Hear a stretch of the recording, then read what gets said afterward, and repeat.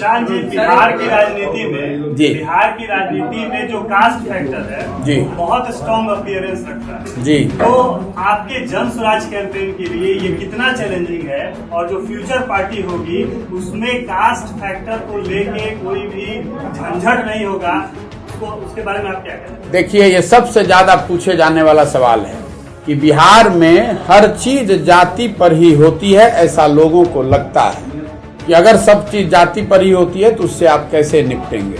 मैं इस पर 2-3 बात बताना चाहता हूँ। एक तो जब आप राजनीति करते हैं, राजनीति के जरिए समाज के अगुवा बनना चाहते हैं, तो आपके पास ये ऑप्शन नहीं है कि समाज में जो अच्छा नहीं है या आपके पसंद का नहीं है वो ना रहे तब आप राजनीति करेंगे। आपको समाज की अच्छाइयों और बुराइयों के रहते हुए ही आपको जीत कर आना है, उसका नेतृत्व करना है। अगर मैं ये सोचूंगा कि जातिवाद न रहे, बाहुबल न रहे, पैसा न रहे, तब मैं राजनीति में आऊंगा, तो न कभी वो स्थिति बनेगी, ना कभी आप राजनीति में आ सकते हैं। दूसरी बात, आपने कहा कि जाति पर ही वोट पड़ता है। मैं इससे सहमत नहीं हूँ।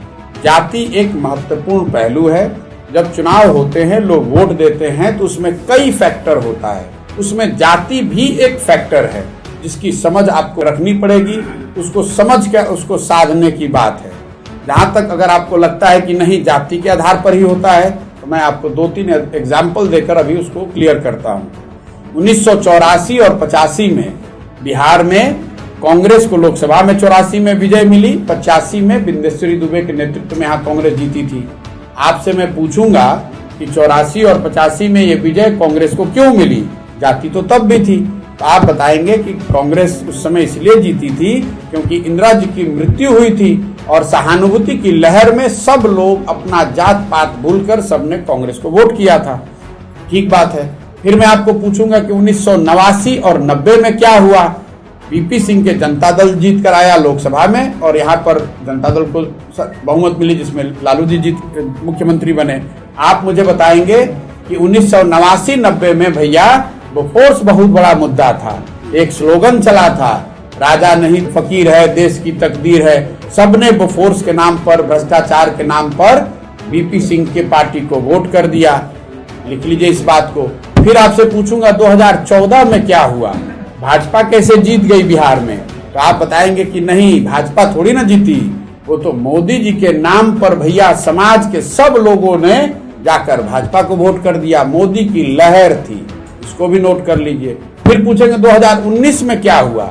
आप बताएंगे कि कांटे की लड़ाई थी, लेकिन बालाकोट हो गया ना भैया। उसके बाद सब जात का आदमी जाकर भाजपा को वोट दे दिया। ये 4 इलेक्शंस का आपको एक उदाहरण दे रहा हूं, ऐसे 20 और दे सकता हूं। 4 क्यों दे रहा हूं? 84 एक घटना है, और घटना से उपजी हुई सहानुभूति की लहर जिसमें समाज जातियों से ऊपर उठकर वोट किया समाज ने। 89 एक मुद्दा है भ्रष्टाचार, जिसमें फिर से समाज जातियों से ऊपर उठकर उसने वोट किया। 14 एक व्यक्ति है मोदी, जिसकी लहर बन गई तो सब लोग जात पात भूलकर भाजपा को वोट कर गया। और 2019 में राष्ट्रवाद के मुद्दे में, बालाकोट के मुद्दे में आपने फिर वोट कर दिया। ये आपको क्या बताता है? समाज में ये ताकत है कि अगर कोई मुद्दा, अगर कोई व्यक्ति, अगर कोई नैरेटिव उसके इमेजिनेशन को कैप्चर कर ले जाए तो जातियों से ऊपर उठकर वोट करता है। आगे की बात नहीं बता रहा हूं, जो हुआ है वो बता रहा हूं। तो लेकिन अब आपको क्यों लगता है कि जाति पर वोट पड़ता है? इसलिए कि बीच में कई ऐसे चुनाव है जिसका एग्जाम्पल मैंने नहीं दिया, उसमें जातियों के आधार पर वोट पड़ा होगा। होता यह है कि कोई व्यक्तित्व नहीं है, कोई नैरेटिव नहीं है, कोई मुद्दा नहीं है, दोनों तीनों लड़ने वाले एक जैसे ही दिख रहे हैं, तो समाज भी ये कहता है कि सब तो एक के जैसा दिख रहा है, चलो अपने जाति वाले को दे देते हैं। इसलिए आपको लगता है कि जाति के आधार पर वोट पड़ता है। और अंतिम बात, जहां तक जाति का सवाल है, तो हर जाति में अच्छे लोग हैं। मैं तो ये कह रहा हूं कि सब सही लोगों को लेकर आऊंगा। मैं तो ये नहीं कह रहा हूं कि किसी एक जाति विशेष के सही लोगों को लेकर आएंगे। हर जाति में अच्छे लोग हैं, हर जाति में बुरे लोग भी हैं। अगर